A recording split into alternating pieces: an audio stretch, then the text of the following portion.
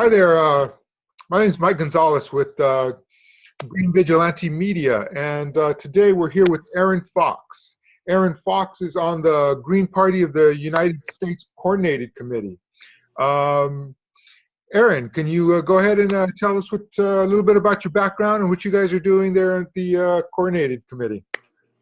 Yeah, sure, Michael. Hi, thanks for having me on. Happy to be here. Yeah, I was recently elected male co-chair of the Coordinated Campaign Committee of the Green Party of the United States, and we oversee elections for the Green Party. We participate in candidate support functions.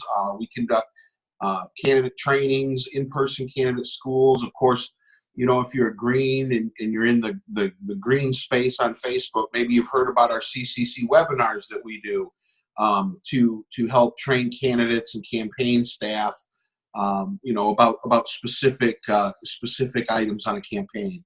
So we cover quite a bit of things, but mostly, you know, related to the electoral politics side of things.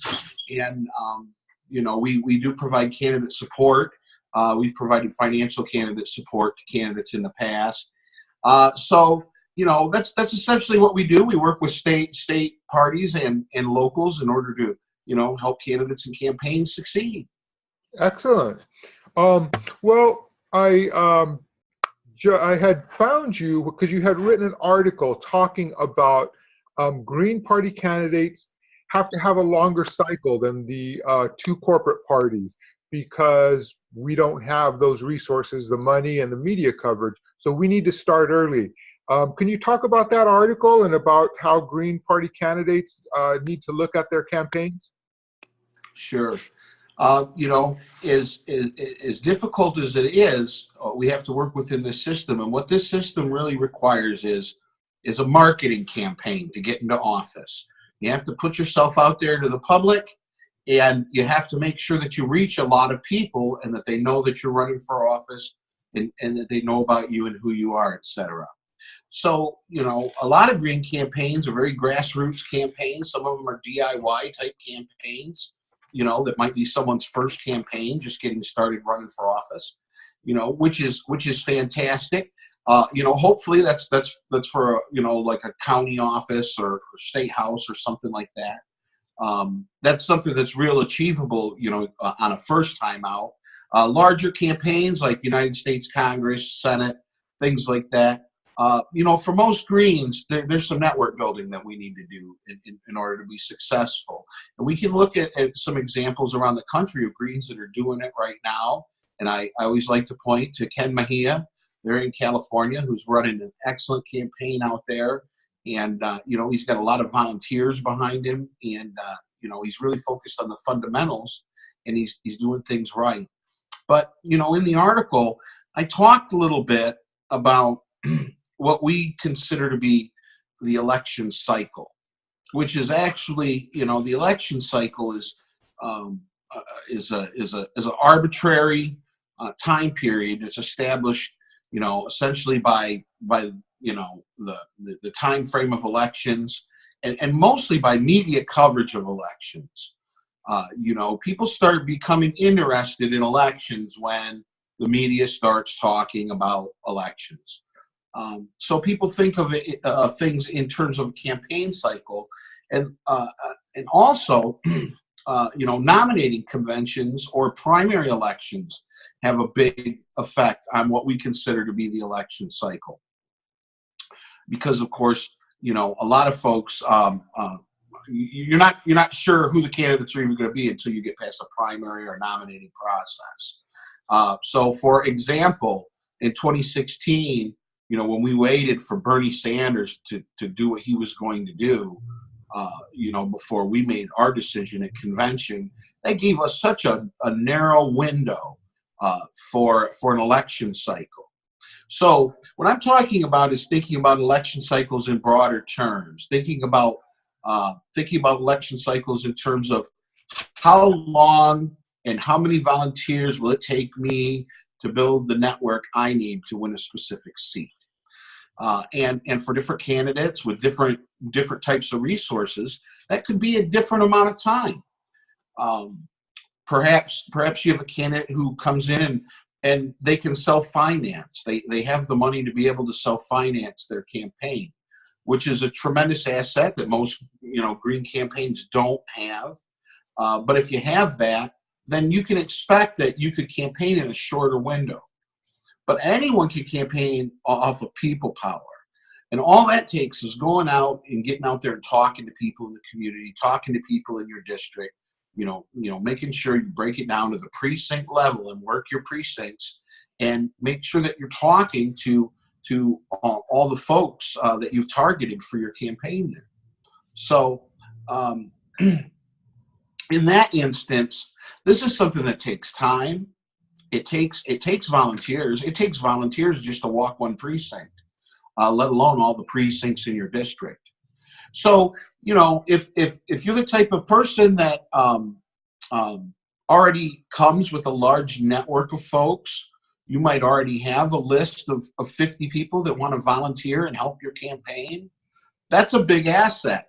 But if you're building that volunteer list, and if you're building that base of support and you're still really getting your name out there and people are just finding out about you, we should have more realistic expectations than a 6-month election cycle.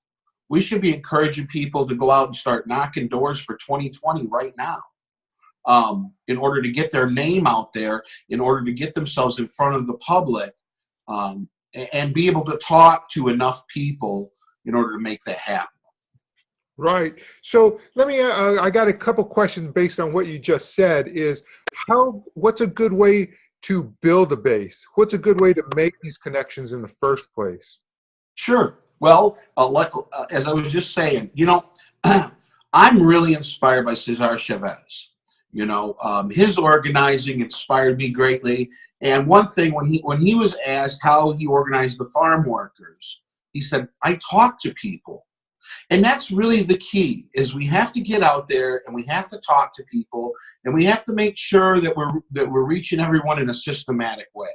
So candidates can get their copies of voter lists, from their local clerk, or there's a variety of data resources that you can purchase, lists with better information from, and you can take these lists and you can really systematically, you target your precincts, you figure out which precincts, you want to talk to the most, that have, perhaps you want to target high voter turnout, so you would target, specifically a precinct that had high voter turnout, and then systematically with your volunteers begin to walk that precinct. Or if you're not at the level where you've got volunteers already, just start walking it by yourself. I mean, if you're just starting out in this, the best thing you can do is start just talking to your neighbors in your own neighborhood. You don't have to even be running for office in order to do this and be able to discover what kind of an experience it's going to be and what it's going to be like. And frankly, going to people's houses and knocking on their doors and talking with them is the most high impact, effective form of political campaigning that we can do.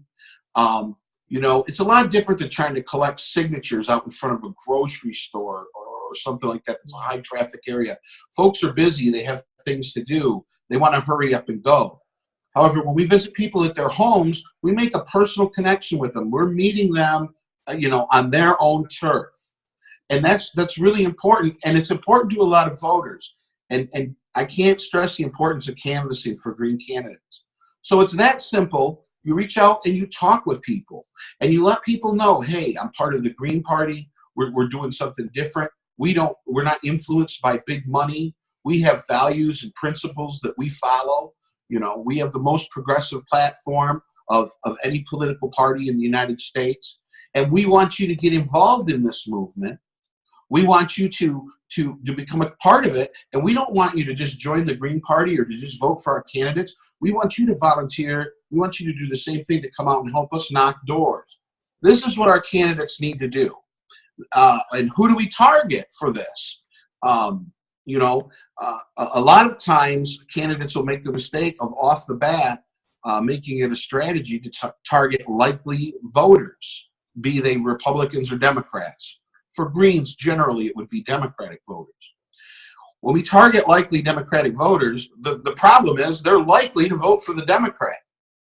But in 2016, almost 50% of people who qualified to vote didn't even participate in the process and vote. And that means we have about 50% of the population that is so disaffected that they couldn't even be bothered to request an absentee ballot to vote.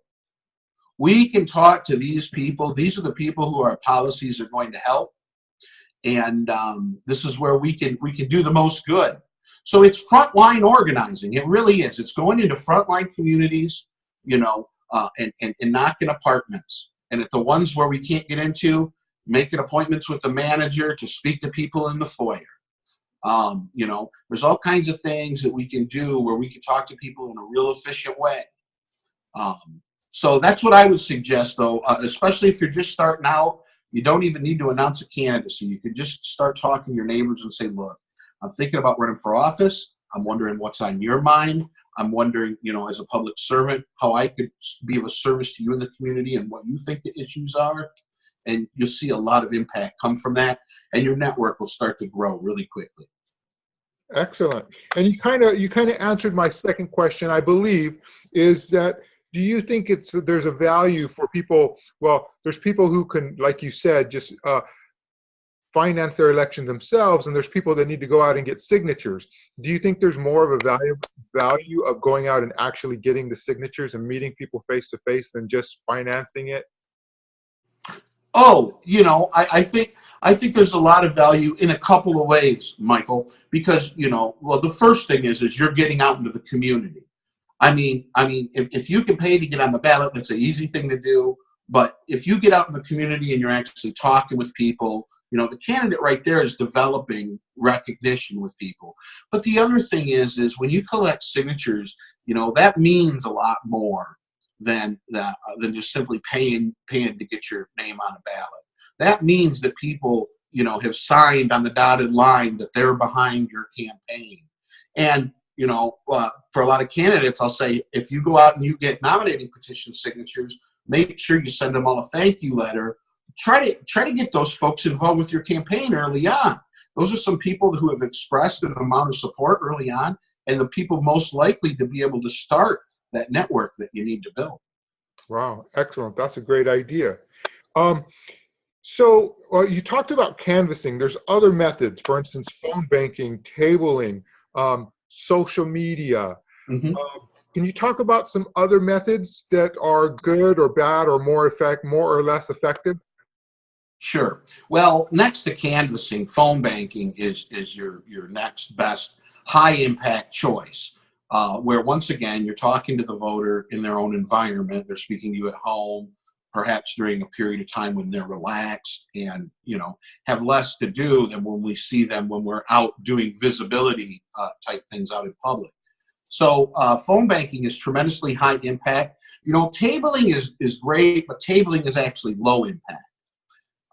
You know, when you're tabling, you have to wait for someone to walk up to you, you know, when you're sitting at that table. Now, of course, you can always, and it depends on the type of an event, whether you can do it or not. I would give an example. Last year, we were campaigning at Wayne State University at an event they call Dally in the Alley. It's a street fair. And the Green Party of Michigan had a table at the event. However, we also had candidates that were there that were kind of milling about in the crowd in front of the tabling area. But then we were also basically carnival barking and just putting flyers right into people's hands as they walk by. Mm-hmm. And that was the high impact part, was making sure that everybody who walked by at least got a flyer in their hand. Whereas if we had just sat at the table only, we wouldn't have had as high an impact. I think we passed out 2,500 flyers that day, 3,000 flyers, something like that. So, you know, I doubt that 2,500 people would have actually walked up physically to the table. So that's something we think about, is high impact versus low impact. But then another thing that we have to think about and consider is, you know, what are people able to do, right? So like the people on my team that like really love hiking You're canvassing, you're knocking the doors, but maybe you have someone who has a disability that wants to help, that's a good choice for tabling, so you kind of match the person to their abilities in a lot of ways. And I think that that's real effective too. Excellent. Good point. So here in California, we just got through our primary. We have two candidates that made it through to the general election. You mentioned Kenneth Mejia, and we have another candidate, Rodolfo Cortes Barragan, who was the only challenger to the incumbent. We also have two candidates who were write-in candidates against non-contested candidates, non-contested incumbents. So we may have as many as 4 once all the write-in ballots are counted. I think there's a good chance we'll have 3 and possibly 4 candidates here in California for the Green Party going into the general election. What's a good strategy now? We have 5 months until November. What's a good strategy or tactic now for those candidates that have made it to the general election and they're running against one single candidate? Sure. If you're running against one single candidate, you got to get a lot more votes. So there's really 2 key things to keep an eye on here. And the first thing is to make sure that you got an adequate supply of volunteers to be able to handle what you need to do. So, hopefully what the campaigns are doing is planning from the end of the campaign backward. In other words, they're taking a look into the future to see how many volunteers that they will need. That's real critical because a lot of campaigns will run out of gas right at the end if they don't have enough volunteers to get out the vote. So they have to make sure they've got volunteers. Fundraising is critical. Okay, we can't have people knocking on doors with nothing in their hands. These campaigns need to buy literature. They need to spend money on the outreach portion of their campaign. You want your campaigners to have T-shirts and to look the part, etc. So these things have to be financed, and so fundraising is very important. So hopefully our candidates in California are spending a lot of time staying focused on fundraising and letting their campaign staff run the rest of the campaign and worry about those details. That's real important. And another thing that's going to be real important is to get, like I said, we have to get through to the right people. And, a lot of times that means we're going to have to work extra hard because we need to convince people who don't ordinarily participate why it is so important that they participate in these upcoming elections and help make history. It would be fantastic to see Rodolfo or Kenneth, win the seat. How exciting would that be for the Green Party? So it can truly be history. We can truly make history, out in California this year. This is the year to do it. There's probably been no better year to be green. Running as a green candidate, you have a lot of dissatisfaction with establishment candidates, and that will enable us to pull a lot of swing voters in our direction. Especially when it's real exciting. We're in a 2-candidate race here. In both of these races. In District 34, of course, Gomez is getting a lot of money from PACs. He's mostly financed by high dollar donors and big PACs. And so hopefully Ken stays on him about that and lets all the folks out there know that, he really is fighting a big money candidate and that he needs as many individual contributions as possible. So, they've got to get it out there to people, and then in District 40, that's still going to be an interesting race. I think that some of the excitement from Kenneth Mejia's campaign could spill over into Rodolfo Cortes's race, and possibly lift him up to victory too. You know, it's all about getting people involved. It's all about getting people to join the green movement, become part of the green movement, to take a stand for these values that we hold dear. And if we do it a little bit at a time every day, I always tell folks, hey, you know, everybody goes to the gas station, or everybody goes to the grocery store and stands in line. And that's the perfect time, you know, to get into a discussion with a stranger about the Green Party and to let someone know. We touch all kinds of people every day. And, you know, the more those of us who are activists in the party, who are out trying to spread the message of the party, are trying to reach new people, the better our candidates subsequently, you know, are going to do. So it really is going to take an effort on behalf of every Green in California to get wins for these candidates. And, you know, and I hope everybody out there is real excited and ready for that. Yeah, I know I am. So let me ask you this. The Greens have a hard time, like you mentioned, we don't take corporate money for one thing. So the other candidates are going to be spending. Also, we have a hard time getting media. The media just does not want to cover anybody outside of the two corporate party system. Kenneth Mejia was successful on getting some decent social media coverage. He was on the Jimmy Dore show. He was on the Young Turks, which are some larger social media outlets. How can we overcome that barrier of money and media? Well, I would say, first of all, in terms of the media, they're warming up to Ken's campaign because he's running a credible campaign. And that's one of the issues. When we run credible campaigns, we do get attention from the media. I would say that some media markets are more difficult than other media markets, but there is hope. One of the problems is, you know, until we have public financing of elections, we're going to continue to have this problem where the media expects political campaigns to pony up big money to run advertisements. And it's, you know, it really is in a lot of ways a quid pro quo. I had a radio guy just the other day and he went right to ads. You know, I said, well, I was just calling about a press release. Right. and he brought up ads. And they're not shy about doing that. You know, it used to be different.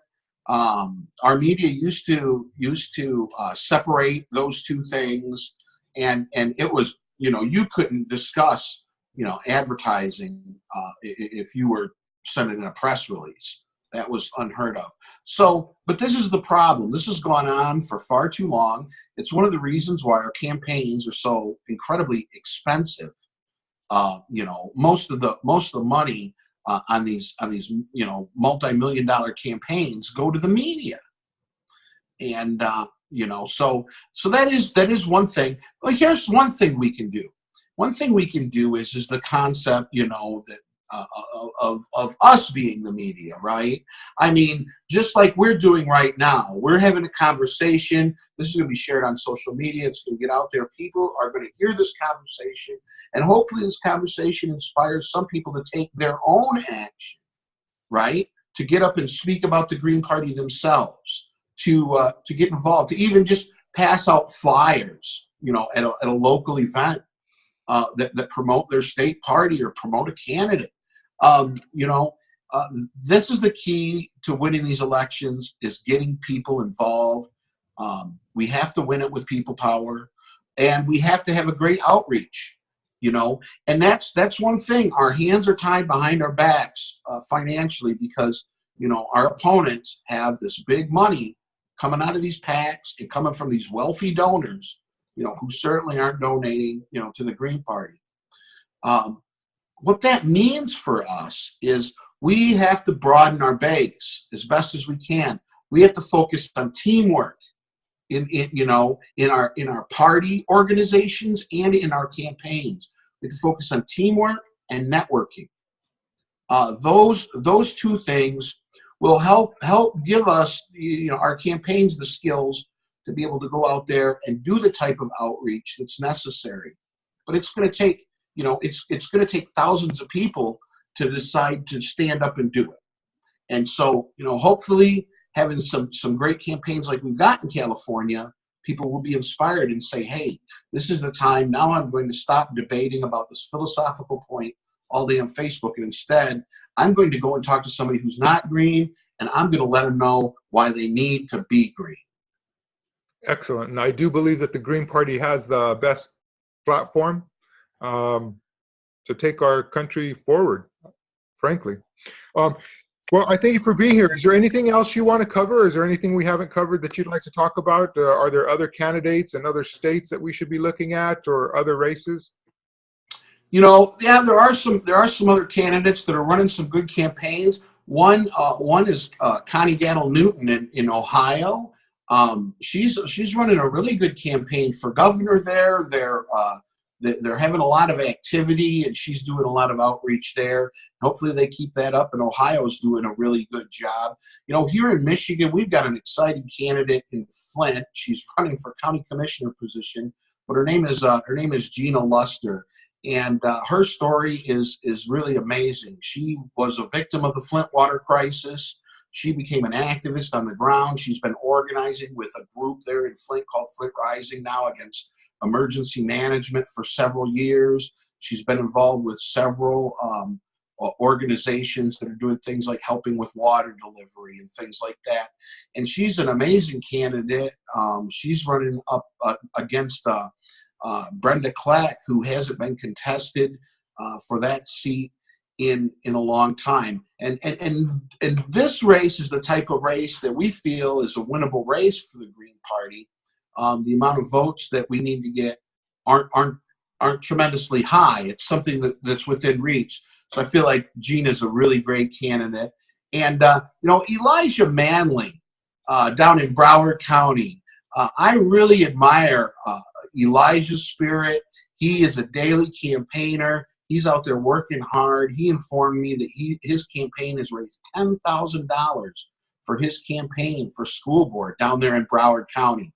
You know, so that's an amazing effort on behalf of Elijah, and I hope he keeps up all the good work down there. But, you know, we've got a great slate of candidates for a midterm election. We're running a lot of candidates in a lot of states. I hope that folks will go to the website www.gp.org and check out our candidates on the elections tab. You can find candidates to support from all over the country. And if you're in a state and you're green, but you don't have candidates in your state to support, please adopt a candidate from another state. You know, find a way to get involved in the campaigning in another state. Maybe you can go on a Green Wave Day. We've been having Green Waves across the country the first Saturday of every month. You know, we're really making a big push to get everybody out there and get involved with campaigns. And, you know, coming up this summer, the Coordinated Campaign Committee will be having a telethon on social media. And we really hope that everybody will check that out. They'll get to hear from a lot of great candidates, both past and present. And that's coming up, later on this summer. So there's a lot of great things happening. It's a great time to be green. And you know, hopefully everybody's ready to get out there and get to work to support these California candidates. Yes, sir. I hope so. It is an exciting time. I think it's the first time Green parties have made it to pass the primaries to the general election since our system here in California. And is there any website you want to plug? Do you have a website that promotes yourself or your local Greens there?